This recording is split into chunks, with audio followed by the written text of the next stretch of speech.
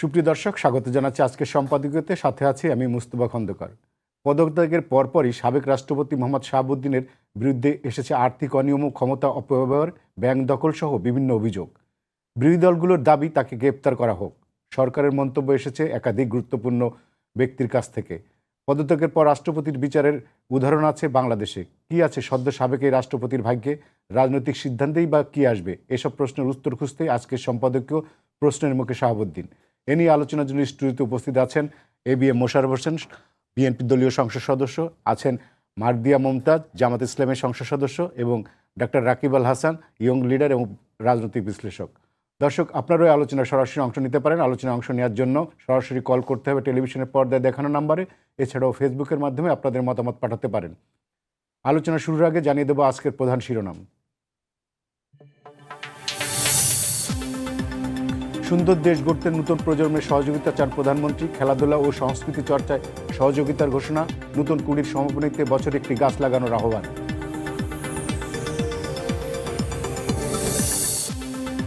শাপলা চত্বর হত্যাযজ্ঞে শেখ হাসিনা, আজিজ, বেনজির সহ 41 জনের বিচার প্রক্রিয়া শুরু। গ্রেপ্তারি পরোয়ানা জারি।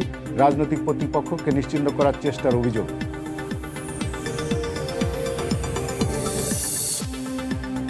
জামাত গণতান্ত্রিক দল কিনা প্রশ্ন মির্জা ফখরুলের। রাষ্ট্রপতি প্রার্থী চূড়ান্ত হবে দলীয় ফোরামে। তফসিল ইস্যুতে কাল ভারপ্রাপ্ত স্পিকারের সঙ্গে সিইসির সাক্ষাৎ।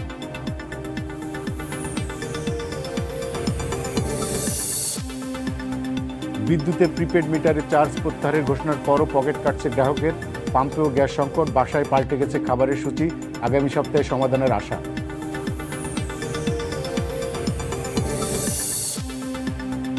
এবং এক যুগ পর চীনা অর্থনৈতিক অঞ্চলের নির্মাণ কাজ শুরু। 18 মাসের মধ্যে উৎপাদন, কর্মসংস্থান হবে 1 লাখ মানুষের।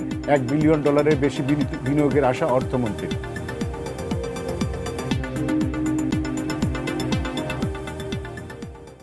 মোশাররফ ভাই, আমি আপনাকে দিয়ে শুরু করতে চাই। অনেকদিন পর আপনাকে পেলাম।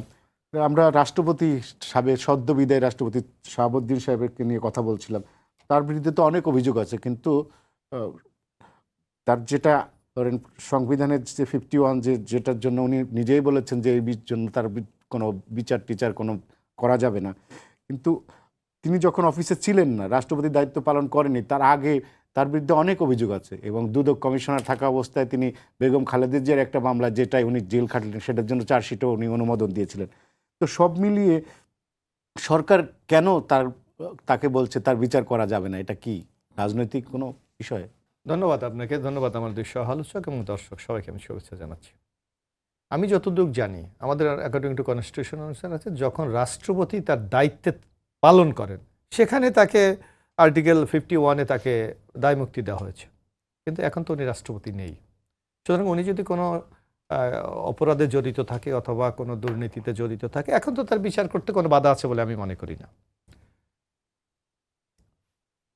আর আমার মনে হয় ওনার এখন বিচার করা যায় আইনগতভাবে, কোনো সংকট হওয়ার কোনো কথা না। এখন উনি যদি এর আগে পূর্বের কোনো কর্মকাণ্ডে তার অপরাধ প্রমাণিত হয়, এখন তদন্ত করা যেতে পারে। হয়তো উনি দীর্ঘদিন রাষ্ট্রপতি ছিল বলে এটা সম্ভব হয়নি, কনস্টিটিউশনে দায়মুক্তি দেওয়া আছে রাষ্ট্রপতি থাকা অবস্থায়। এখন সেটা শুরু করতে পারে, দুদকও পারে, বা ওনার যদি আর্থিক কোনো দুর্নীতি হয়ে থাকে সেই ক্ষেত্রেও বিচার করা যেতে পারে, এতে কোনো সন্দেহ নাই। কিন্তু আপনার দলের অনেকেই, বিশেষ করে স্বরাষ্ট্রমন্ত্রী, বলেছেন যে তার বিরুদ্ধে মামলা করার কোনো সুযোগ নেই। না, সুযোগ নাই কেন নাই আমি তো এটা বুঝতে পারছি না। অবশ্যই আছে, কারণ উনি তো এখন আর রাষ্ট্রপতি নাই। আপনি কাউকে অপরাধ থেকে তো দায় মুক্তি আপনার দেওয়ার কারোই কোনো রাইট নেই। তো সুতরাং আমার মনে হয় এটা করা সম্ভব। মারদিয়া মমতাজ, সেটা হচ্ছে আপনার দল শুকরিয়া জানিয়েছে রাষ্ট্রপতির বিদায়ের পর, কিন্তু তার বিচারও দাবি করেনি। মানে সেটার পিছনে কি কারণ থাকতে পারে, কিংবা আপনারা কি মনে করেন না রাষ্ট্রপতি কোনো মানে আমলযোগ্য অপরাধ করেছে? রাষ্ট্রপতির বিদায়ের পরে আসলে অনেকগুলো জিনিস আমাদের সামনে আসে। বাংলাদেশে 17 জন পর্যন্ত রাষ্ট্রপতি ছিলেন, এর মধ্যে মাত্র 4 জন তাদের মেয়াদ পূর্ণ করতে পেরেছেন। আমরা তো শুরুর অধিবেশনের প্রথম দিন থেকেই বলে আসছি যে এই রাষ্ট্রপতির অধীনে একটা গণতান্ত্রিক সরকার থাকতে পারে না, কারণ এর আগে এই রাষ্ট্রপতিকে যারা নির্বাচিত করেছিল তারা কোনো গণতান্ত্রিক সরকার ছিল না। আমরা সেই নির্বাচনকে অস্বীকার করি। সেক্ষেত্রে এটা মাথায় যদি রাখি, তাহলে বিএনপি তখন বলেছে আমাদেরকে, বা সরকার যদি আমরা বলি, যে সাংবিধানিক কন্টিনিউটি, এটার জন্য তাকে রাখা সংবিধানের দরকার। ধারাবাহিকতা রক্ষার জন্য। কিন্তু এখন যখন এটা হচ্ছে, এখন তো ওনার মেয়াদ তো শেষ হয়নি, তাহলে এখন কেন এটা করা হচ্ছে? আমাদের উনি কাছে তো প্রশ্নগুলোর স্বেচ্ছায় পদত্যাগ জবাব নাই। করছেন ওনার শারীরিক অসুস্থতা দেখিয়ে। এটা তো আমরা হ্যাঁ, আপনিও বলছেন শারীরিক আমরা তো অসুস্থতা দেখিয়ে। কাগজটা তো সেটাই দেখছি আমরা। রাষ্ট্রপতি থাকা অবস্থায় তো চিকিৎসা করতে অসুবিধা নেই, বরং রাষ্ট্র সেটার দায় বহন উনি আবার করবে। একটা জিনিস বলেছে যে অনেক সময় উনি ভুলে যান, এবং ওনার মানে শারীরিক অক্ষমতা এতই যা খারাপ। করেছেন সেগুলো ভুলে যাওয়াই মনে হয় ওনার জন্য ভালো। এখানে অনেকগুলো প্রশ্ন আছে। প্রথম প্রশ্ন হচ্ছে যে আমরা আসলে সরকারের সাথে রাষ্ট্রপতির কোনো একটা মিউচুয়াল আন্ডারস্ট্যান্ডিং এর খবর বুঝতে পারছি না, কিন্তু এখানে কিছু একটা আছে, কারণ দুই পক্ষকে দায়মুক্তি দিতে চায়। দ্বিতীয়ত হচ্ছে রাষ্ট্রপতি এর আগেও এমন কোনো চাকরি করেননি যেটাতে তার এমন ইনকাম হবে যে তিনি এখন তাহলে কি করবেন? বিদেশেও যদি চলে যান তার খরচ কে বহন করবে? এটার জবাব আমাদের কাছে নাই। তৃতীয়ত বাংলাদেশে এর আগে নজির আছে যে রাষ্ট্রপতির পদ থেকে অপসারণ হওয়ার পরে তাকে বিচারের মুখোমুখি হতে হয়েছে, এবং আমরা যদি 51 ধারা, যেটা মোশাররফ ভাই বলছিলেন, সেখানে কিন্তু কেবলমাত্র ফৌজদারি অপরাধের কথা বলা আছে। অন্যান্য কোনো বিষয়ে কিন্তু তার বিরুদ্ধে রাষ্ট্রপতি থাকা অবস্থায়ও তিনি যে অন্যায় করেছেন সেটাতে অসুবিধা নেই। শেষ প্রশ্ন হচ্ছে, অত্যন্ত বিতর্কিত একটি ব্যক্তির প্রতিনিধি হিসেবে তিনি ইসলামী ব্যাংকের ভাইস চেয়ারম্যান ছিলেন। সে সময়কার সমস্ত অর্থ বিষয়ক জবাবদিহিতা তার থেকে আদায় করা দরকার। আর না হলে আমি বলবো যে আমরা ইতিহাসের কাছে একটা ঋণ রেখে সামনে এগিয়ে যাচ্ছি, এটা আমাদের জন্য ভালো না। তাহলে একজন মানুষের যে কোনো দুর্নীতিবাজের টার্গেট হবে যে আমি একটা যে কোনো রাজনৈতিক দলকে ম্যানেজ করে একটা পদে যাব, রাষ্ট্রপতির পদে, যেন আমার সকল গুনাহ মাফ হয়ে যায়। বিষয়টা তো সেটা হওয়া উচিত না, কখনোই না।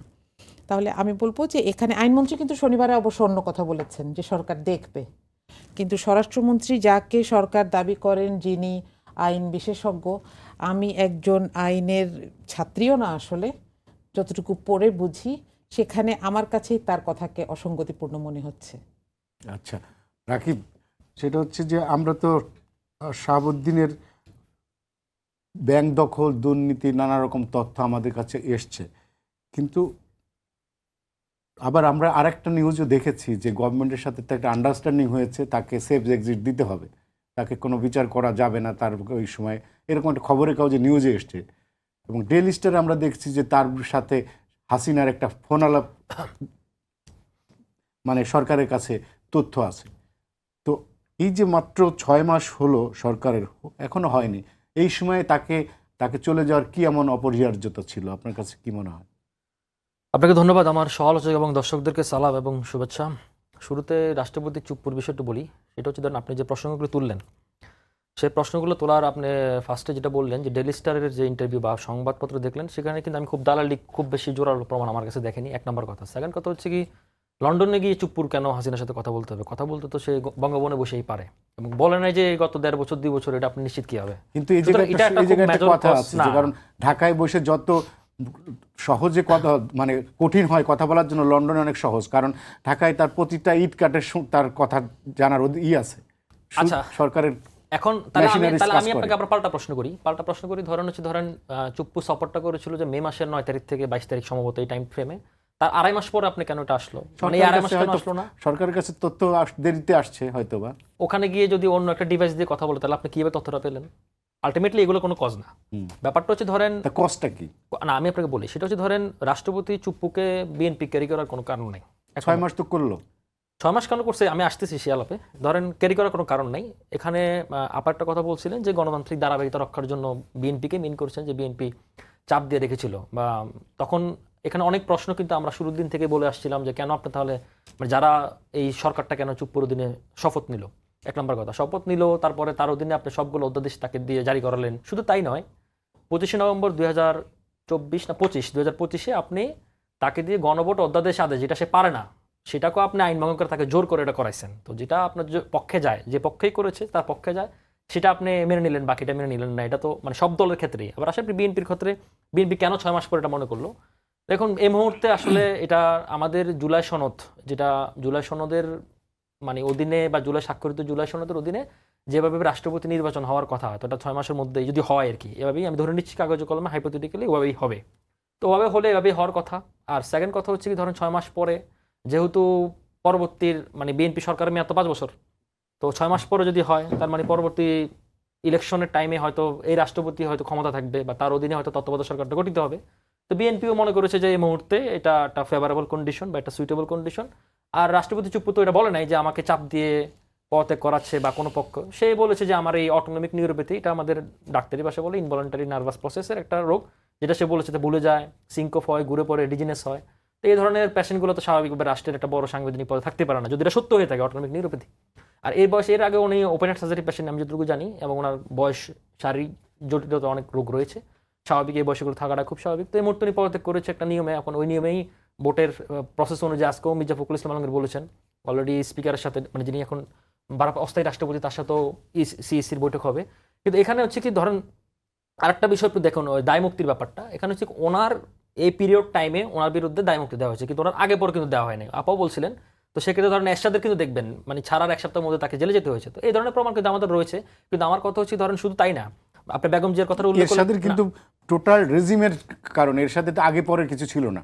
না, এরশাদ তো একটা মানে কক্ষিগত করে ক্ষমতা নিয়েছে, তো অটোক্রেটিক রাষ্ট্রপতি ছিল, তাই না? এখন এই জায়গা থেকে আপনার শুধুমাত্র চুপ্পুর বেগম জিয়ারটা আপনার উদাহরণটা শুধু তাই না, আপনি দেখেন সে কিন্তু হাসিনাকেও সব জায়গায় দায় মুক্তি দিয়েছে। আপনার নাইকো দুর্নীতি মামলা বলেন, পদ্মা সেতুর বিশ্ব ব্যাংকের যে ইনভেস্টিগেশন রিপোর্ট, সেখান থেকেও, এবং অনেক অপকর্মই করেছে। তো আমি মনে করি তখন স্পেসিফিকলি এগুলো নিয়ে আগানোটাই বেটার। আর আপনি ওনাকে প্রশ্ন করেছিলেন যে জামাত স্পেসিফিকলি কিছু করতেছে কিনা, আমি কিন্তু জামাতের স্পেসিফিকলি কোনো অ্যাকশন দেখি নাই। কিছুক্ষণ আগে আরেকটা টকশোতে এনসিপি বলেছে তারা তাদের লিগেল টিম অনুযায়ী তারা এটা ডিসাইড করতেছে, কারণ আপনি তাকে তো যদি ধরতে হয় তাহলে স্পেসিফিকলি মানে আইনের অনুযায়ী যেতে হবে, মানে ঢালাওভাবে আপনাকে বললে তো হবে না। কিন্তু আমি দেখেছি যে জামাতের পক্ষ থেকে এখন অফিসিয়ালি তেমন কোনো মানে অগ্রগতি দেখা যায় না, কিন্তু আজাদি পার্টি তারা খুব ভোকাল, এখন আজাদি পার্টি করতেছে, আজাদি পার্টিটা আজাদি পার্টি মানে হাসিনুর রহমানের আজাদি পার্টি আমি ব্যারিস্টার শাহরিয়ার কবিরকে সবসময় সামনে দেখি, তো ওই পার্টিটা বা ওই সংগঠনটাই এখন পর্যন্ত আমি দেখলাম যে তারা খুব বেশি বোল্ড মুভমেন্ট করতেছে। তো এটা জানি না শেষ পর্যন্ত কি পরিণতি হয়, বাট এখন পর্যন্ত আমাদের স্পেকুলেশনের জায়গা থেকে এটা মনে হচ্ছে যে এই পর্যায়ে এটা রয়েছে, কিন্তু এটাও যে খুব বেশি মানে আমার কাছে গুরুতর কিছু মনে হয়েছে সেটাও মনে হয়নি। মোশাররফ ভাই, সেটা হচ্ছে যে আমরা একটু নতুন রাষ্ট্রপতি নিয়ে কথা বলি। সেটা হচ্ছে যে আমাদের এই মার্দি আপা বললেন যে 4 জন রাষ্ট্রপতি ছিল বিএনপির, তারা কেউ পূর্ণ মেয়াদ পালন করতে পারেনি, এবং আমাদের 4 জন পেরেছেন, 4 জন পেরেছেন 17 জনের মধ্যে ওভারঅল হিস্ট্রিতে। কিন্তু বিএনপির আমি 2 জনকে দেখলাম, বি চৌধুরী এবং ইয়াজউদ্দিন, ওনাদেরকেও এক ধরনের মানে চাপের মধ্যে বিদায় নিতে হয়েছে। আর বি চৌধুরী তো অভিশংসনই করা হয়েছিল।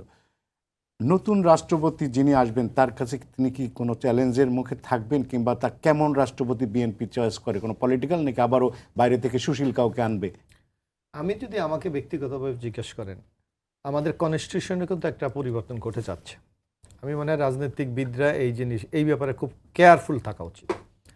সেটা হলো আপনি দেখবেন যে শেখ হাসিনার 15 বছরে আপনি কিন্তু কেয়ারটেকারের বাদ দিয়ে একটা দলীয় সরকারের অধীনে নির্বাচন ব্যবস্থা করেছিলেন, যার জন্য রাষ্ট্রপতির খুব একটা গুরুত্ব ছিল না।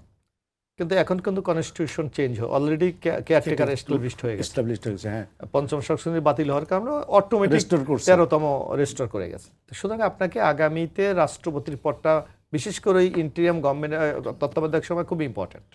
তাকে টোটাল ক্ষমতা কিন্তু তাকে আবর্ত করে কেন্দ্রভূত হবে।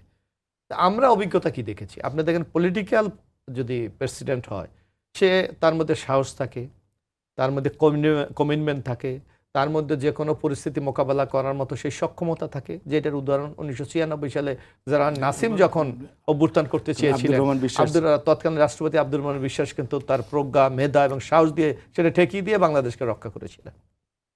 কিন্তু আপনি দেখেন 111 সেখানে প্রফেসর ইয়াজউদ্দিন কিন্তু সম্পূর্ণ ব্যর্থ হয়েছে, কারণ তার সেই রাজনৈতিক জ্ঞান ছিল না, পরিস্থিতি মোকাবেলার মতো সেই সাহস ছিল না, এবং সর্বোপরি তার কমিটমেন্ট ছিল না। তা আমি ব্যক্তিগতভাবে মনে করি আগামী দিনে যাকেই করুক না কেন, রাষ্ট্রপতি অবশ্যই পলিটিক্যাল হওয়া উচিত। কারণ আপনি রাজনীতিবিদরে অনেকে গালাগালি দেয়, অনেককে তাকে নানাভাবে চিহ্নিত করে, তার কিন্তু রাষ্ট্র, দেশের প্রতি, মানুষের প্রতি একটা কমিটমেন্ট থাকে, এটা আপনি অস্বীকার করতে পারবেন না। তার মানে কেয়ারটেকার সরকারের কারণেই কি আপনি চাচ্ছেন যে রাষ্ট্রপতি আরো বোল্ডলি একজন ব্যক্তি থাকুক, মানে মেরুদণ্ড? অবশ্যই এটা দরকার, কারণ আপনি দেখেন এখন একটা পলিটিক্যাল গভর্নমেন্ট আছে, এবং পলিটিক্যাল গভর্নমেন্টের পিছনে কিন্তু তারা একটা সংগঠন আছে। যেমন ইউনূস সরকারের আমলে আপনি দেখবেন বারবার তারা বলতো যে আমাদের তো কোনো সংগঠন নাই, আমাদেরকে কেউ সহযোগিতা করার মতো কোনো জায়গা নাই, কিন্তু অ্যাজ এ পলিটিক্যাল পার্টি বলে বিএনপি বলেন, তার একটা বিশাল সাংগঠনিক ভিত আছে। জামাত ইসলাম বলে তার সাংগঠনিক ভিত আছে। তো ওই ইন্টিরিয়াম গভর্নমেন্টের সময় কিন্তু যিনি রাষ্ট্রপতি থাকবেন, এই যে এখন প্রধানমন্ত্রীর ক্ষমতা 3 মাসের জন্য কিন্তু রাষ্ট্রপতির কাছে চলে যাবে, বিশেষ করে সশস্ত্র বাহিনীর যেই ক্ষমতাটা। তো তৎকালীন সময় তাকে কিন্তু সেই দক্ষতার সাথে এটা মোকাবেলা, যার জন্য আমি ব্যক্তিগতভাবে মনে করি যে এটা যে কোনো রাজনৈতিক লোক এখন যারা আমাদের নীতি নির্ধারক তারা সিদ্ধান্ত নেবে যে আসলে কি করবে। এক, তারপর আপনি বলছেন এই যে বর্তমান যে বিচার শাহাবুদ্দিন সাহেব, আমি মনে করি যে তাকে দায় মুক্তি শুধু ওই সময় থাকবে, সে যে যখন সে চেয়ারে ছিল ওই সময় আপনি আমার কনস্টিটিউশনে একটা দায় মুক্তি দেওয়া আছে যে এই সময় তার বিরুদ্ধে কোনো মামলা করা যাবে না। কিন্তু আমি মনে করি এখন তো আর সেই অ্যাডভান্টেজ তার মধ্যে নাই, এবং সুতরাং তার বিরুদ্ধে মামলা অবশ্যই করা যাবে। আর আরেকটু ব্যাপার যে কথাটি ডক্টর রকিব বলেছেন যে উনি কিন্তু দৃশ্যমান আমরা যেটা দেখি, জাতির কাছে যেটা দেখি যে উনি শারীরিক অসুস্থ, জ্ঞান হারিয়ে ফেলেন, অনেক কিছু মনে থাকে না, সুতরাং উনি পদত্যাগ করছে। সুতরাং এইটাকে একটা রাষ্ট্রপতির মতো একটা যে পদ, এটাকে এই জায়গায় আমাদের রাখা উচিত। এখানে বিতর্ক আমার করা মনে হয় কোনো ঠিক না, কারণ উনি তো সাংবিধানিকভাবে পদত্যাগ করেছে। আর সুতরাং এইটা ওইভাবে রেখে আমাদের মনে হয় আগামী দিনে এগিয়ে যাওয়া উচিত। আর আরেকটি জিনিস আপনাকে মনে রাখতে হবে যে আমরা বাংলাদেশ কিন্তু অনেক চ্যালেঞ্জের মুখে আছি। আপনি দেখবেন বিশেষ করে এখন আমরা যারা জাতীয়তাবাদী দলের যে সরকার, আমাদের কাছে কিন্তু বেশ কিছু চ্যালেঞ্জ। আমাদের অর্থনৈতিক পুনরুদ্ধার করতে আমাদের সমস্যা হচ্ছে, এই যে দেখুন এখন জ্বালানির ক্ষেত্রে সমস্যা হচ্ছে, আমাদের পুলিশের বা আইনশৃঙ্খলা রক্ষা বাহিনীর এখনও আমরা সে মানসিক মনোবলটা ফিরিয়ে আনতে পারিনি। কিছু কিছু ক্ষেত্রে এই সরকার কিন্তু সাফল্য দেখেছে, যেমন আপনার এই যে মব কালচারটা আমরা বন্ধ করতে পেরেছি, দেশের গণতান্ত্রিক যে আবহাওয়াটা সেইটাকে আমরা এগিয়ে নিয়ে যেতে পারছি। কারণ আপনি দেখেন একটা গভর্নমেন্ট 5 মার্চ ছেলে, আপনি বলতে এখানে মারদিয়া মমতাজ আছেন, এরা বলতে পারবে না যে রাজনৈতিক কারণে আমার একটা লোককে হয়রানি করা হয়েছে। এরা বলতে পারবে না আমাদের বিরুদ্ধে আমরা অপোজিশন আমাদের বিরুদ্ধে মিথ্যা মামলা দেওয়া হয়েছে। এরা বলতে পারবে না আমাদের কোথাও জনসভা ভেঙে দেওয়া হয়েছে। অর্থাৎ আমরা কিন্তু গণতান্ত্রিক যে যাত্রাটা, মানে আপনার বিরোধী মতকে শ্রদ্ধা করার যে একটা কালচার বাংলাদেশে, সেইটা কিন্তু আমরা অব্যাহত রেখেছি। আরেকটা জিনিস দেখবেন, রাজনীতিতে কিন্তু একটা বদনাম আছে রাজনীতিবিদদের, যে তারা যা ওয়াদা করে তা রাখে না। কিন্তু this is the first time আপনি দেখবেন এই 5 মাসে মাননীয় প্রধানমন্ত্রী তারেক রহমান নির্বাচনে যে ওয়াদাগুলি করেছিলেন, প্রত্যেকটি ওয়াদা উনি বাস্তবায়ন করে চলেছেন। এই ফ্যামিলি কার্ড বলেন, এই যে কৃষক কার্ড বলেন, এই যে গাছ লাগানো বলেন, খান খনন বলেন, ইমাম মসজিদের বেতনের কথা বলেন। এবং আরেকটু সবচেয়ে আমি যেইটা মনে করি যে তারেক রহমান আরেকটা জিনিস শুরু করেছে, যেটা রাজনৈতিক যে একটা সহনশীলতা, উনি বিজয়ী হয়েও কিন্তু যে পরাজিত বিরোধী দলের কাছে গিয়ে দেখা করেছেন, তারপরের দলকে দেখা করেছেন। এবং এখন পর্যন্ত সংসদে আপনি দেখবেন মার্জিয়া আছে আমাদের মানে সহযোদ্ধা একসাথে সংসদে, আপনি দেখবেন তাদের যেই আসন আপনি যদি আপনি পার্সেন্টেজ করেন, তারা যে কোনো কিছুতে 26% পেতে পারে, বাকিটা কিন্তু সরকারি দলের। কিন্তু আমরা দেখবেন যে কোনো অ্যাক্টিভিটিসে আমরা কিন্তু 50-50 তাদেরকে শেয়ার দিচ্ছি। জুলাই সনদের উপর 2 ঘন্টা আলোচনা হওয়ার কথা ছিল, তারা 52 মিনিট পায়, আমরা তাদেরকে 1 ঘন্টা 18 মিনিট দিয়েছি। আর বিএনপি এত বৃহত্তর দল, আমরা 1 ঘন্টা 1 মিনিট শুধু আলোচনা করেছি। তারপর দেখবেন এই জ্বালানি সংকটের সময় যে জাতীয় কমিটিটা গঠিত হয়েছিল, আপনি দেখবেন সেখানে কিন্তু 5 জন, অথচ তারা 5 জন কিন্তু পায় না। অর্থাৎ এই যে একটা রাজনীতিতে একটা সমঝোতা বা আন্ডারস্ট্যান্ডিং বলেন, অথবা দেশটা এগিয়ে নিয়ে যাওয়ার জন্য যে রাজনৈতিক শক্তির একটা কমিটমেন্ট, আমি মনে করি এটা আগামী দিনে যে সংকটগুলি আমরা মোকাবেলা করছি, এইগুলি সমাধানের ক্ষেত্রে একটা চমৎকার ভূমিকা পালন করবে বলে আমি মনে করি। মার্জিয়া মমতাজ, আমরা দেখলাম সিলেটের জনসভা থেকে বেশ কিছু হুঙ্কার আসলো সরকারকে। সরকারের বয়স মাত্র 5 মাস, সেখানে আপনার কর্নেল অলি বললেন যে 3 জন মিলে যদি ডাক দেয় 1 সপ্তাহ সরকার টিকবে না। নাহিদ ইসলাম বললেন যে সরকারকে সহযোগিতা করা হবে না, এখন আমরা কর্মসূচি দেব। সেখানে শফিকুর রহমান বললেন ঘরে ঘরে দুর্গ গড়ে তুলো। মানে একটা 6 মাসের সরকারের প্রতি 5 মাস এত যুদ্ধেন্দেহী মনোভাব কেন বিরোধী দলের? জি, আপনাকে ধন্যবাদ। এটা একটা জনসভার ভাষা থাকে, সেটাকে নিয়ে যখন আমরা এখানে বসে শান্তশিষ্ট হয়ে টেবিলে কথা বলি সেটা একটা সিচুয়েশন, আর সংসদে কি হচ্ছে সেটা আরেকটা সিচুয়েশন। আমি 2টা জায়গায় আছি। আমি 2টা জায়গাকে যদি বলি, এই সরকারটা সাধারণ কোনো সরকার না। এই সরকারটাতে এমন কিছু মানুষ আছেন এবং এমন একটা ফিলসফিকে আমরা ভুলে যাওয়ার প্রতিশ্রুতি নিয়েই এখানে এসেছি যে আমরা আগের এই জিনিসগুলোকে অনুসরণ করব না। আমাদের দেশে একটা কথা বলে যে বেয়াদবের থেকে আদব শেখা। হাসিনার সময়ের প্রত্যেকটা কাজকে আমরা যদি একটা লিস্ট করি এবং আমরা একটা সরকারকে বলি যে ম্যান্ডেট লাগবে না, খালি এই কাজগুলো করবেন না, দ্যাটস ইট। প্রথম কথা হচ্ছে জনগণের ম্যান্ডেটকে কি এই সরকারটি যথেষ্ট শ্রদ্ধা দেখিয়েছে? জবাব হচ্ছে না। ঠিক যে পরিমাণ মানুষ তাদেরকে ভোট দিয়েছেন তার থেকে 20% বেশি মানুষ ভোট দিয়ে যে পরিবর্তনটা চেয়েছে। এবং আসলে জুলাই সনদ দিয়ে কি হয় আমরা কিন্তু এই কথাটা অনেকবার শুনেছি, আপনারা খালি জুলাই সনদ করেন, দেশে কত সমস্যা।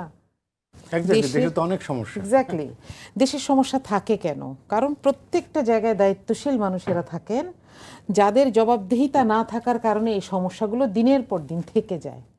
আপনি একটা কথা বলেন, মোশাররফ ভাই খুব সুন্দর করে বলছিলেন না যে আমরা সবাই একরকম না, আমরা একরকম না। আমরা জনপ্রতিনিধি, আমরা মানুষের কাছে যাই যখন মানুষ আমাদের কাছে চায়, কিন্তু আমাদের মাধ্যমে তাদের যেই অধিকারটুকু আদায় করে দেওয়ার কথা সেই পয়সাগুলো আমাদের হাতে আসে না। এটা কিন্তু আমার স্যালারি না, এটা আমি যেই এলাকায় যাব সেই এলাকার মানুষের হক, এটা আমাকে বুঝিয়ে দেওয়া হচ্ছে না। কেন? আমরা শুনি যে বিরোধী দল কখনো পায় না। তাহলে আমরা 24-এর আগে যে বললাম না যে আমরা ওই লিস্ট কি আবার ওইটা থেকে শুরু করছি? আমাদের আমলাতন্ত্র এখনো সেখানে থেকে গেছে।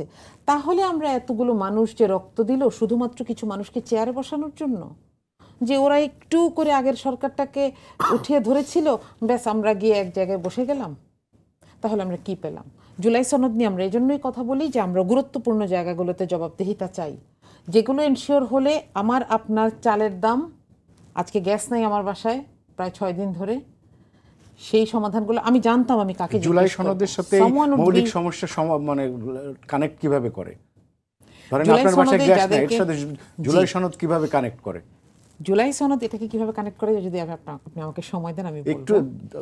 জুলাই সনদ বলে উচ্চ কক্ষে এক্সপার্ট থাকবেন যারা নিম্ন কক্ষের সিদ্ধান্তগুলোকে রিভাইজ করবেন এবং সেখানে উচ্চ কক্ষের অনুমতি ছাড়া বা টোটাল সবার অনুমতি সহই এটা রাষ্ট্রপতির কাছে যাবে। অথবা যেমন ধরেন রাষ্ট্রপতি কে হবেন, উচ্চকক্ষের ভোট লাগবে।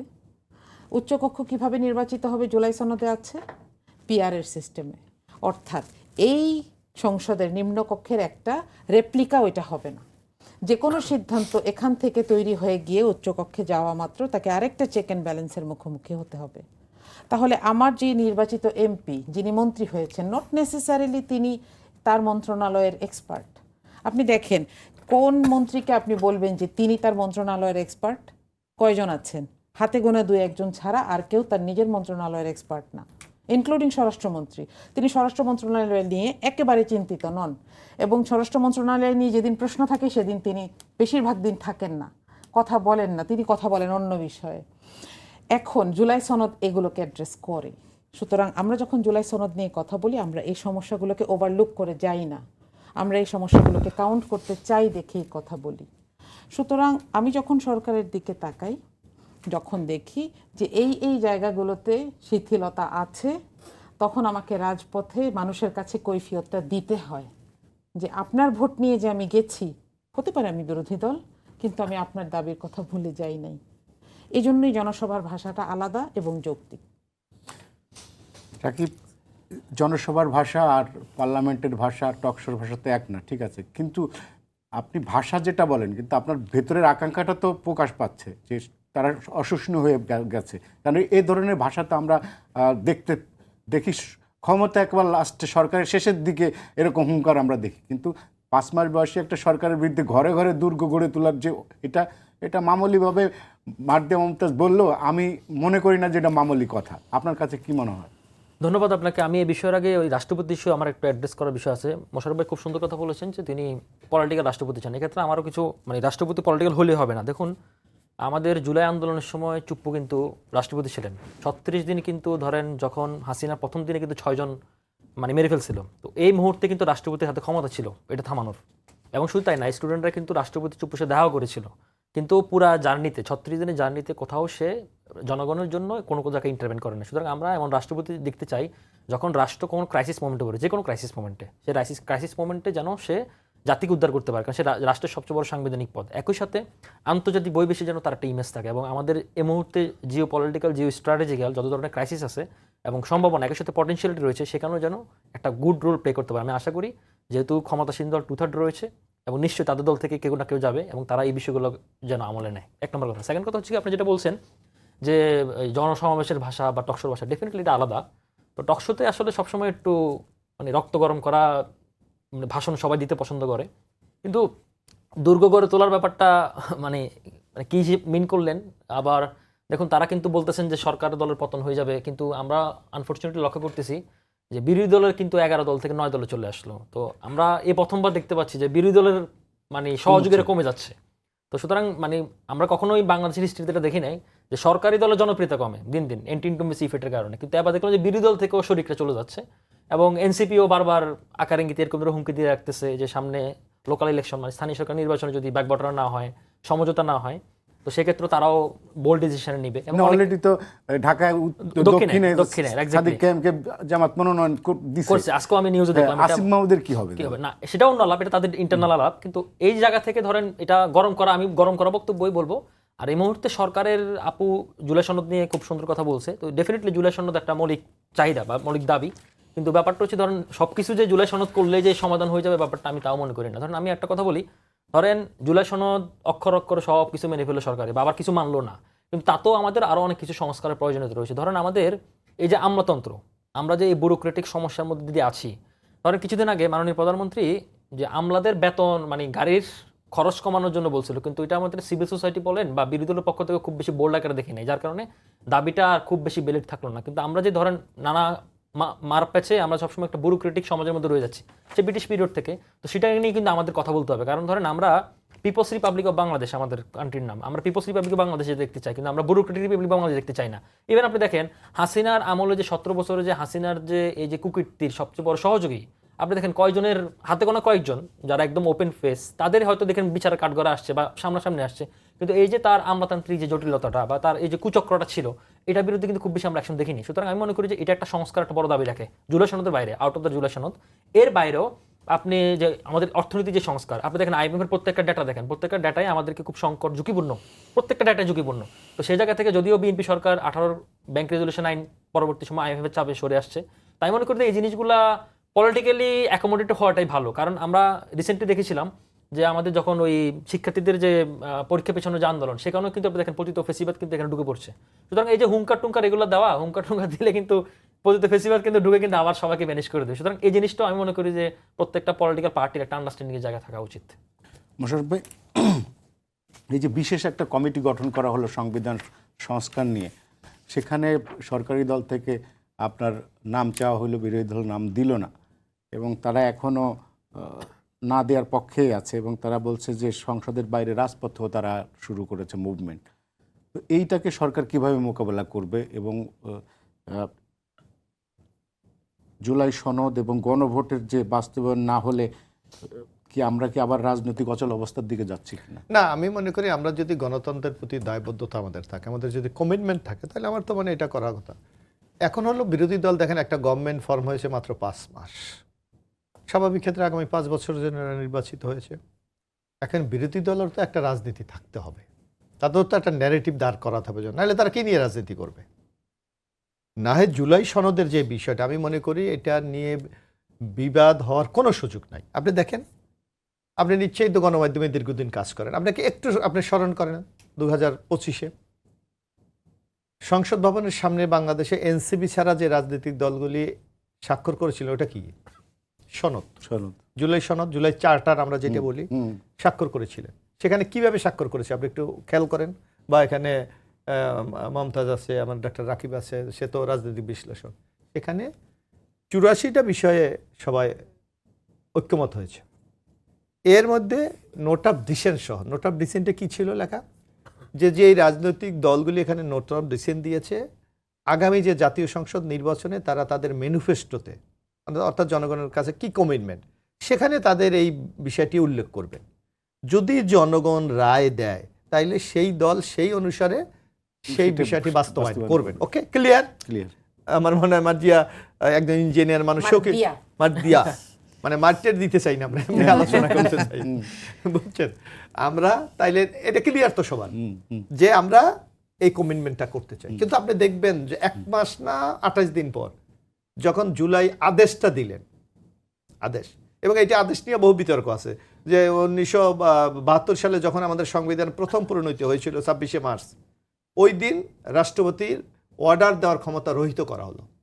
এরপর আর রাষ্ট্রপতির কি পারবে, সে অর্ডিন্যান্স জারি করতে পারবে, অধ্যাদেশ জারি করতে পারবে, যার জন্য দেখবেন ইন্টারিম গভর্নমেন্টের সময় 133টি অধ্যাদেশ জারি করেছে।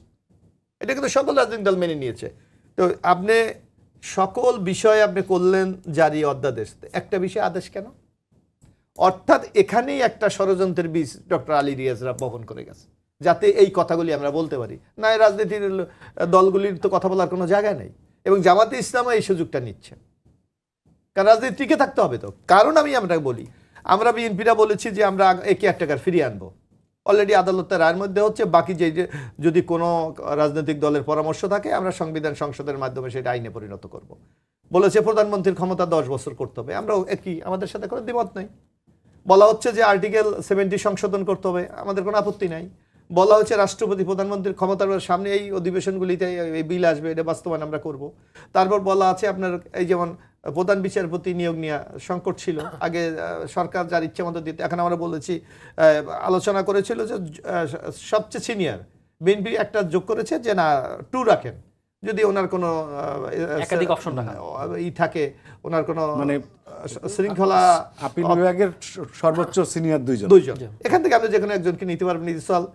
বিরাট একটা বিতর্ক ছিল কিভাবে নির্বাচন কমিশন নিয়োগ হবে, সেখানে অলরেডি আমরা সলভ করে দিয়েছি যে স্পিকারের নেতৃত্বে প্রাইম মিনিস্টার, অপোজিশন লিডার এবং তৃতীয় অপোজিশন লিডার তাদের মাধ্যমে একটা কমিটি নির্বাচিত হবে। তারপর আপনি দেখেন আরো অনেক যেই বিষয়গুলি, এই যেমন লোকাল গভর্নমেন্টে আসি না মার্কা দিয়ে বাংলাদেশটাকে একটা গৃহযুদ্ধের মতো অবস্থায় পরিণত করেছিল, সেইটা আমরা বাদ দিয়ে এখন এই যে নির্বাচনটা হবে কিন্তু দল নিরপেক্ষ। তো এই যে এক একটা বিষয় আমরা আজকে সমাধানের দিকে চলে যাচ্ছি, এটা যদি সংকট সমাধান হয়ে যায় তাহলে বিরোধী দল রাজনীতি করবে কি দিয়ে? এই জন্য বিরোধী দল ইস্যু তৈরি যার জন্য বিরোধী দল একটা ন্যারেটিভ দাঁড় করাতে চাচ্ছে। বিএনপি জুলাই অভ্যুত্থান মানে না, যদি জুলাই বিএনপি না মানে, এই যে ওরা 133 অর্ডিন্যান্স জারি করেছিল, আমরা তো ঐক্যমতের ভিত্তিতে 198টা ইতিমধ্যে সংসদে পাস করে দিয়েছি। আর বাকি যে কয়েকটা বাকি আছে সেখানে জামাত ইসলামের নোটাপ দিয়েছে, বিএনপিও দিয়েছে, সেগুলি এখন আলোচনা হচ্ছে। আমি জানি যে মারদিয়া নিজে গিয়েছে কোনো, আমি জামাতের এক নেতা আমার সাথে বলছে আমি একটা ওই যে গুম কমিশনের একটা আলোচনা সেও অ্যাটেন্ড করেছে। অর্থাৎ আমরা সংসদে কি বলেছি আমাদের আইনমন্ত্রী, যে এটাকে অধিকতর শক্তিশালী করার জন্য আমরা স্টক হোল্ডারদের সাথে, রাজনৈতিক দলগুলির সাথে, আইনজীবীদের সাথে, যারা এগুলি এক্সপার্ট, এদের সাথে আমরা আলোচনা করে আমরা আগামী দিনে একটা শক্তিশালী আইন প্রণয়ন করবো। তারপর দেখেন এরা জুলাই সনদ নিয়ে নানা কথা বলে। আমরা দেখেন জুলাই জাদুঘর, ইতিমধ্যে জুলাই জাদুঘরের বিল আমরা সংসদে পাশ করেছি এবং 5 তারিখ জনগণের জন্য এই জাদুঘর খুলে দেওয়া হবে। তাইলে আপনি বিএনপি জুলাইয়ের থেকে সরে গেছে একটা পয়েন্ট দেখাক, তারা বলে যে কি সাংবিধানিক পরিষদ গঠন করতে হবে। তা আমি মারদিয়াকে জিজ্ঞেস করতে চাই, আপনি এমপি হয়েছেন কোন সংবিধানের বলে? সংবিধানের বলে। আপনার সংসদ চলছে কোন সংবিধানের বলে? এই বর্তমান সংবিধানের বলে। তো সংবিধানের কোন জায়গায় এই সাংবিধানিক পরিষদ গঠন করার বিধান আছে বলুন? যদি বলে আমরা মেনে নেব, কোথায় আছে? মারদিয়া, আজকে বিএনপি মহাসচিব একটা কথা বলেছেন, সেটা হচ্ছে যে জামাত গণতান্ত্রিক দল কিনা সেটাই এখন পরিষ্কার না, এবং জামাত যে গণতান্ত্রিক দল না, ওনার এটা তো জামাতের গঠনতন্ত্রেই আছে যে জামাত আসলে কি দল। আর আরেকটা বিষয় হচ্ছে যে এই যে বিএনপিকে বলা হচ্ছে ফ্যাসিবাদী দল, উনি সেটাও বলছে যে যাদের জ্ঞান নাই তারাই বলতেছে বিএনপি ফ্যাসিবাদ। আসলে ফ্যাসিবাদ আর ফ্যাসিবাদ তো ভিন্ন জিনিস। 3টা মত থাকতে হয় আপনার, যে বিরোধী মতকে সহ্য করতে পারে না, তারা একটা কল্পিত একটা শত্রু তৈরি করে এবং মিডিয়াকে তার পক্ষে ন্যারেটিভ দাঁড় করানোর জন্য তৈরি করে। তো সব কিছু মিলিয়ে যে জামাত যে গণতান্ত্রিক দল না, এইটাকে কি আসলে ফখরুলের কথাটা কতখানি সত্য আপনার কাছে কি মনে হয়? প্রথম কথা হচ্ছে, যে অভিযোগ করেছেন প্রমাণের দায়িত্ব তার। আপনাদের গঠনতন্ত্র কি বলে? আপনাদের গঠনতন্ত্র কি বলে? আমাদের গঠনতন্ত্রে গণতান্ত্রিক ব্যবস্থার বিরুদ্ধে কোনো কথা নেই। কিন্তু আপনারা কি ধরনের রাষ্ট্র চান? আসছি দলের ভেতরে এবং বাইরে কোথাও অগণতান্ত্রিক কোনো ব্যাপার নাই। আমার গণতন্ত্রে, গঠনতন্ত্রে কিংবা প্র্যাকটিসে কোথাও নাই যে একটা নির্দিষ্ট পরিবারের বাইরে কেউ আমার দলের সুপ্রিম লিডার হতে পারবেন না। যাদের এটা লেখা নাই কিন্তু তারা এটার বাইরে বের হতে পারবেন না, তাদের নিজেদের দিকে তাকিয়ে তারপর এটা বলা উচিত যে অমুক দল গণতান্ত্রিক না। নাম্বার 2, জুলাই সনদের যে ম্যান্ডেট, যেটা নিয়ে মোশাররফ ভাই বলছিলেন যে আলী রিয়াজ, প্রফেসর আলী রিয়াজ, ভাগ্যিস প্রফেসর আলী রিয়াজ খুব ধার্মিক টার্মিক মানুষ না, তাহলে ওনাকেও ধরে জামাতের মানুষ বানিয়ে দেওয়া হতো। প্রফেসর আলী রিয়াজ যদি কোনো কাজ করে থাকেন সেটা ঐক্যমত্য কমিশনের, তারা যেটা দাবি করছেন ঐক্যমত্য কমিশনে এটা নিয়ে কথা হয়নি, এটা একটা প্রতারণা হয়েছে। তারপরেও তো বিএনপি ভোট চেয়েছে। আমরা অবশ্য পরে জানলাম যে কেন ভোট চেয়েছে, বলেছে যে নাইলে তো নির্বাচন দিত না, এই জন্য গণভোটে সবাই যেন হ্যাঁ ভোট দেয় এটা চেয়েছে। এখন আপনি আমাকে একটা জিনিস বোঝান যে আমি একটা নোট অফ ডিসেন্ট রাখলাম জনগণের সামনে যে দেখেন এই 4টা দাবির 2টার সাথে আমার নোট অফ ডিসেন্ট আছে, 2টার সাথে নাই, কিন্তু 70% জনগণ আমাকে বলল যে আমি এই 4টাই চাই। তাহলে দল হিসেবে আমি যখন সরকার গঠন করব আমার উপর এই 4টা কি ম্যান্ডেটরি হয়ে যায় না? উত্তর হচ্ছে হ্যাঁ। আমি সরাসরি এই গণরায়টাকে অস্বীকার করছি আর বলছি অমুক দল গণতান্ত্রিক না। কিন্তু এইটা গণতন্ত্রের একটা আছে, কারণ আপনার দলের, আপনি বললেন সুপ্রিম লিডার তো আপনার দলের নারীরা হতে পারে না, এবং আপনাদের সেটা কিভাবে গণতান্ত্রিক দল সেটা তো হয়? অগণতান্ত্রিক না। কেন? আপনি সেটা ভোট ভোটে দিলে হয়। যদি কোনো নারী ইলেকশনে দাঁড়ায়, তাকে সেটা যদি হতে আপনার বাধা দলের নাই কোথাও। কর্মীরা যারা, এখন পর্যন্ত হন নাই আর হতেই পারবে না বলে সংবিধানে বাধা আছে, এটা বলি নাই তো আমি। আপনাদের গঠনতন্ত্রে সংবিধানে বাধা গণতন্ত্রে কোথাও পুরুষ হতে হবে এরকম কোনো কথা নাই। কিন্তু আমার মনে হয় এটা একটু জানা দরকার। হ্যাঁ, আর মির্জা ফখরুল ইসলাম আলমগীর এটা কেন বলেছেন এটাও জানা দরকার। এবং আমরা কিছুদিন পর পরে এক একজন মন্ত্রী এমপির কাছ থেকে একটু একটু করে শুনি যে আমরা আগে এই কথাটা এই জন্য বলেছিলাম, নাহলে তো মানুষ ভোট দিত না। আপনি মির্জা ফখরুল ইসলাম আলমগীরের দিকেই তাকান, যে সরকার বলেছে যে আমরা প্রথম 18 মাসে 1 কোটি কর্মসংস্থান তৈরি করব। ফখরুল ইসলাম আলমগীর কি বললেন?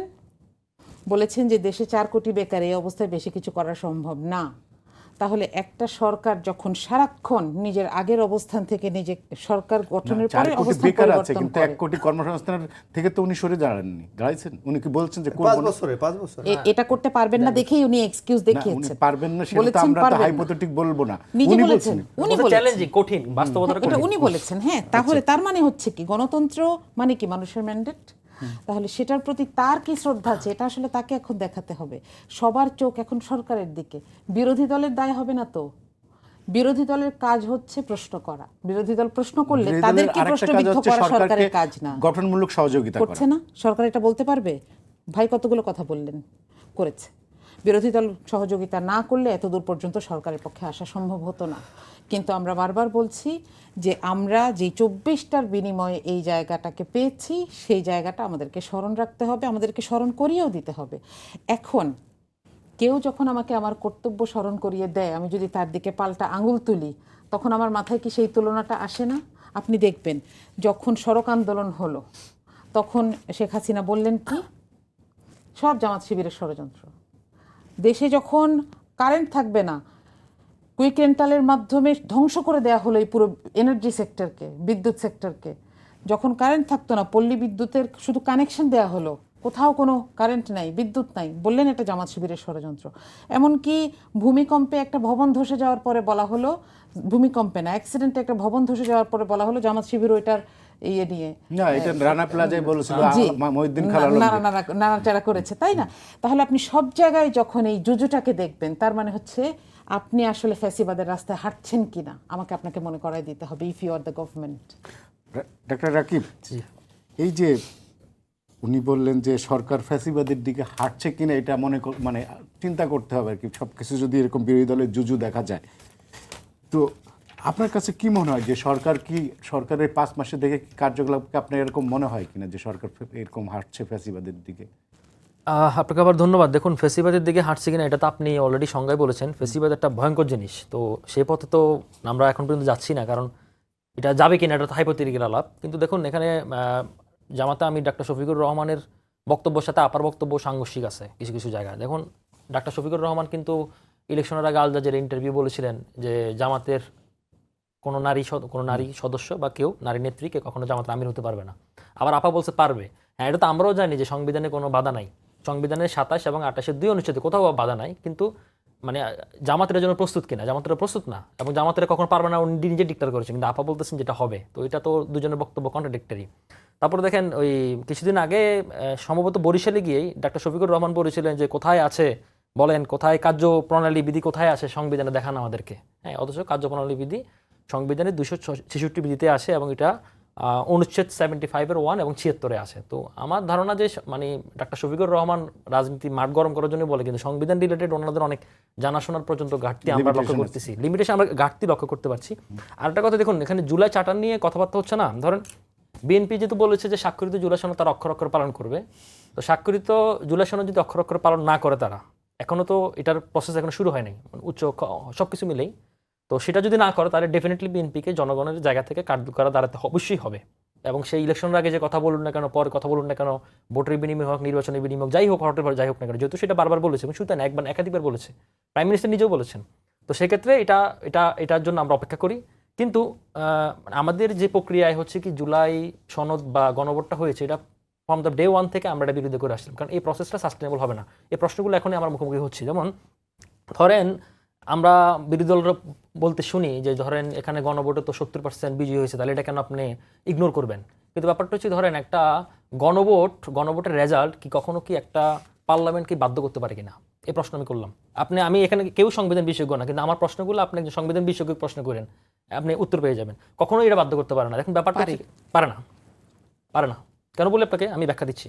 ধরেন হচ্ছে কি গণভোটের সিস্টেমটা কি? গণভোটের সিস্টেম হচ্ছে ধরেন আপনার পার্লামেন্টে যদি 2/3 হয়ে থাকে, 2/3 হয়ে পরে কনস্টিটিউশনে কিছু বেসিক রুলস আছে যেগুলোতে চাইলেও আপনি 100% নিয়েও পারবেন না। একটা উদাহরণ আপনাকে দেই।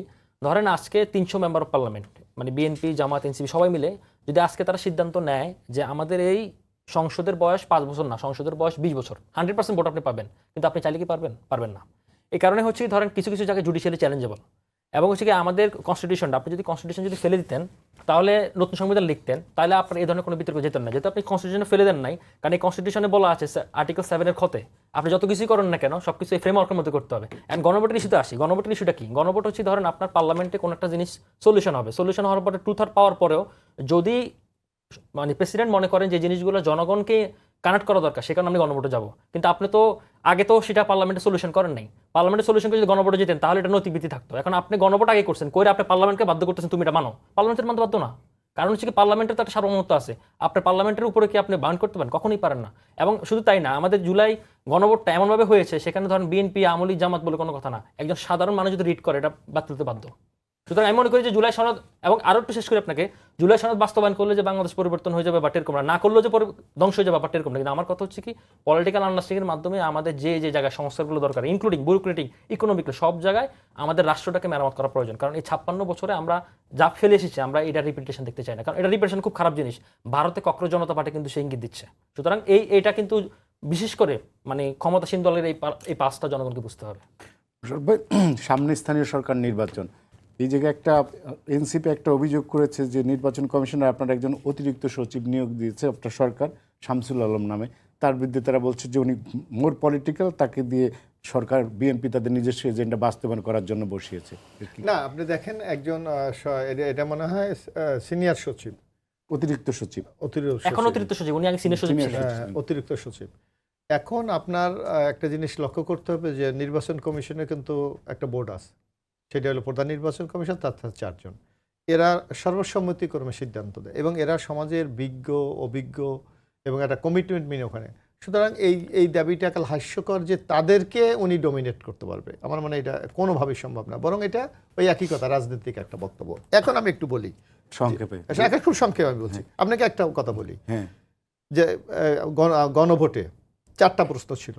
আপনি বাংলাদেশে ইতিহাস জানেন, বাংলাদেশে এইটা নিয়ে 4টা গণভোট হয়েছে। জিয়া রহমান সাহেবের আমলে হানা, এরশাদ সাহেবের আমলে হানা এবং বেগম খালেদা জিয়ার আমলে আমরা সংবিধানে যখন এই রাষ্ট্রপতি থেকে সংসদীয় গণতন্ত্র ফিরে এসেছে তখন এই 3টা পরিস্থিতিতে আপনি এইটাকে সমর্থন করেন কি করেন না, হ্যাঁ বা না। এবার কি হয়েছে আপনি দেখেন, 4টাতে কিন্তু সকল দলের প্রশ্ন রাখা হয়েছে। আপনি বলছেন আমরা এই করবো 3টার সামনে। লাস্টেরটা আপনি কি বলেছেন 4-এ, যে রাজনৈতিক দলগুলি যে ওই নোট অফ ডিসেন্ট দিয়েছে সেইটাকে যদি আপনি সমর্থন করেন তাইলে ওই রাজনৈতিক দলগুলি সেই অনুসারে বাস্তবায়ন করবে। এখন আমরা তো গণভোট আমরা অস্বীকার করি না, মার দিয়ে বলেছে যে গণভোটের কথা বিএনপি, আমরা অবশ্যই বলেছি, আমরা বলেছি আমার যদি এখন বিএনপি 51% ভোট পেয়েছে, ধরেন আমরা উপরের 3টা ব্যাপারে আমি কথা বললাম না, আমি লাস্টেরটা বললাম 51% ভোট পেয়েছে, আমার জোটরা আরো 5% আছে 56%, আপনার ভোট পেয়েছে কত 69, মানে বাদ দেন মাত্র 12%। আর মারদিয়ারা কি বিএনপিকে 12%কে বাস্তবায়ন করবে না 56%কে বাস্তবায়ন করবে? কোনটা গণভোটের আপনার ন্যায্যতা কোথায়? নির্যাতন তো ডেফিনেটলি মেজরিটি তো। হ্যাঁ, তা আমরা এখন বলেছি, আমরাও তো বলেছি ঠিক আমাদের এইটা বাস্তবায়ন করবো, যেটা আমি নোট অফ ডিসিশন দিয়েছি। তা আমাকে তো ইন্ডিভিজুয়াল 51% আমি আপনাকে একটু যোগ করি, ধরেন যেগুলো তো নোট অফ ডিসিশন দিচ্ছে, আমি মনে করি এগুলো পার্লামেন্টে আলোচনা দাবি রাখে, যেমন আপার হাউস লোয়ার হাউস। কারণ আপার হাউস লোয়ার হাউস যদি আমরা একইভাবে যদি এটা মানে সিটে অনুপাতে হয়, পার্সোনাল নিয়ে না, ধরেন আমাদের নারীদেরকে সংরক্ষিত করে এটা কি নারীদের এম্পায়ার করা হচ্ছে কিনা আমি মনে করি এম্পায়ার করা হচ্ছে না। সুতরাং সেই জায়গা থেকে আমি মনে করি যে আমাদের আপার হাউস লোয়ার হাউস যদি হয়, বাস্তবায়িত হয়, এটা পিআরএ হওয়া উচিত, এবং এটা নিয়ে পুরো আলোচনাটা আমি মনে করি সংসদে হওয়া বিএনপি উচিত। করবে না তো, এটা নোট অফ করুক না ডিসিশন করুক দিয়ে সমস্যা, কিন্তু এটা আলোচনা হওয়া উচিত। বিএনপি করোনা এটা বলা যায় না, কারণ বিএনপি দেখেন ব্যাংক রেজুলেশন আইন কিন্তু চেঞ্জ করছে, আইএমএফ এর কারণে যে কারণে চেঞ্জ করতে বাধ্য হয়েছে, গুমটা পরিবর্তন আনতে হয়েছে। সুতরাং এটা ডিবেট ডিসকাশনের মধ্যে থাকুক আমি মনে করি, এবং পার্লামেন্টে এর সলিউশন হোক। আপনার কি মনে হয় যে বিএনপি, উনি বলছে ডিবেটের মাধ্যমে, আলোচনার মাধ্যমে তো সমস্যার সমাধান হয়, কিন্তু বিএনপি বিরোধী দল তো একেবারেই আলোচনার দিকে যাচ্ছে না। কে বলেছে? হ্যাঁ, কখনো এটা দেখছি না হয় তো না। আমরা। সব বিষয় যখনই আলোচনার জন্য অ্যাপ্রোচ করা সংবিধান হয়েছে, সংশোধনের যে কমিটি কমিটি করা হয়েছে সেখানে তো আপনারা আপনারা সেখানে নাম নামই দেন দিচ্ছেন নাই। না, নাম দেননি। প্রথমে এটা দিবে বলছিল, অপেক্ষা একটা- করবে বলছিল, পরে ওনারা রিফিউজ জি, করছেন। আমরা টার্মসগুলোর জন্য অপেক্ষা করেছি, এবং এখানে আমাদেরকে বারবার বলা হয়েছে, এখানে আমি একটা কথা একটু শুরুতে বলতে চাই, সেটা হচ্ছে যে যেই দেশের মানুষ 4 দফা বুঝে নাই গণভোটে, সেই দেশের মানুষ বিএনপির 31 দফা বুঝেছে? আর অবশ্যই সব বাদ দেন, প্রথম দফা বুঝেছে? তাহলে তো সেই মানুষের ম্যান্ডেটও বিএনপি এখন রাখছে না। কেন প্রথম দফায় লেখা ছিল যে আমরা যেহেতু একটা এরকম অবস্থা দিয়ে পার হয়ে এসেছি, আমাদের সংবিধানের সংস্কার দরকার, সেখানে কিন্তু সংশোধনের কথা বলা হয় নাই। আচ্ছা, তাহলে অবশ্যই আছে, আপনি এখন দেখেন খুলে। আছে, আমরা কিন্তু সংস্কার করব শব্দটার amendment-এর সংস্কার। মাধ্যমে। জি, কিন্তু amendment-এর এখন যখন Amendment মানে তো স্বরাষ্ট্রমন্ত্রী সংশোধন। বলেন হ্যাঁ, সংশোধনের মাধ্যমে করব। সংশোধন, কিন্তু ইশতেহারে দেখেন এটা সংস্কার। আমি একটু আপনাকে তাহলে একটু করি। আমি শেষ করব। এখন দেখেন, এই জায়গায় নিজের ম্যান্ডেটারি একটা অংশ বিএনপি একটু ভুলে গেছে। হ্যাঁ, এখানে আমি একটা কথা বলি, আমি এই প্রসঙ্গে আসলে অনেক কথা বলা হয়ে গেছে, আমি একটা কথা শুধু দিয়ে শেষ করি, সেটা হচ্ছে দেখেন 30 সেকেন্ড, 30 সেকেন্ড। 94-এ, আমাকে 1 মিনিট সময় দিবেন, 94-এ যখন তত্ত্বাবধায়ক সরকারের জন্য আন্দোলন শুরু হলো, বিএনপি চায় নাই। এরপরে 96-এ একটা সাজানো নির্বাচন করে কোনো মতে তত্ত্বাবধায়ক সরকারটা পাশ করেছে, করবে তো, অক্ষরে অক্ষরে করেছে। আবার দেখেন 2006-এ ওই একই বিচারপতির বয়স বাড়িয়ে টাড়িয়ে KM হাসানের জন্য অনেক জেদ করে হয় নাই, দেশ একটা সাংবিধানিক সংকটের মধ্যে পড়ে গেল। এবং এখন আবার এসে এই যে আমরা করব তো আমরা এখানে একটা পরিষ্কার রোডম্যাপ চেয়েছি, এখনো চাচ্ছি। এই যে কমিটিটা করা হয়েছে, এখানে আপনি যেহেতু সময় দিবেন না, আমি একটু সংক্ষেপে বলে যাই, এটার কার্যক্রম কি হবে সেটার ব্যাপারে আমরা প্রশ্ন করেছি, আমরা সন্তোষজনক জবাব পাইনি দেখে আমরা কমিটিতে অংশগ্রহণ করা থেকে বিরত আছি। 30 সেকেন্ড। আচ্ছা, এখানে ব্যাপারটা হচ্ছে, ধরেন সংবিধান যেহেতু আমরা ফেলে দিই নাই, সংবিধানে যেহেতু আমাদের যে জুলাই সনদটা সেটা যেন সুপ্রা কনস্টিটিউশনাল না, সুতরাং আমাদের যেহেতু সংশোধন প্রক্রিয়ার মধ্যে যেতে হবে, এবং করার পরেও বিএনপি যতটুকু মানুষ বা সরকার যতটুকু মানুষ যতটুকু মানুষ বাধ্য করার না, এটা 18তম সংশোধনের মধ্যে যেতে যাচ্ছে। আপনি সংস্কার টার্মটা সবসময় একটা একাডেমিক এবং একটা পলিটিক্যাল, যখন আপনি সংবিধান সংশোধন প্রক্রিয়ার মধ্যে যাবেন, এটা অ্যামেন্ডমেন্ট, এটা সংশোধন কমিটি দিয়ে যেতে হবে। আপনার বলার ক্ষেত্রে সংস্কার বলতে পারেন, সংশোধন বলতে পারেন, কিন্তু প্রসেসটা সেম। এখন এই ক্ষেত্রে যদি মানে বিরোধী দল যদি সহযোগিতা না করে, তাহলে আমি মনে করি এখানে অনেক বড় একটা হ্যাম্পারের জায়গা আমি ওইটা বাদ দেন, আমি সংবিধান সংস্কার সব বাদ দিয়ে দিলাম। আমরা জুলাই সনদে যদি দেখেন, সব দল স্বাক্ষর করেছে 1 থেকে 47 নম্বর পর্যন্ত দফা সংবিধান সংশোধনের মাধ্যমে বাস্তবায়ন করব। আমাদের হাতে আর সময় নেই। রাকিব হাসান, মার্দিয়া মুমতাজ এবং মোশাররফ হোসেন, 3 জনকে ধন্যবাদ। দর্শক, এই ছিল আজকের সম্পাদকীয়তা। আগামীকাল আবার দেখা হবে একই সময়। শুভরাত্রি সবাইকে।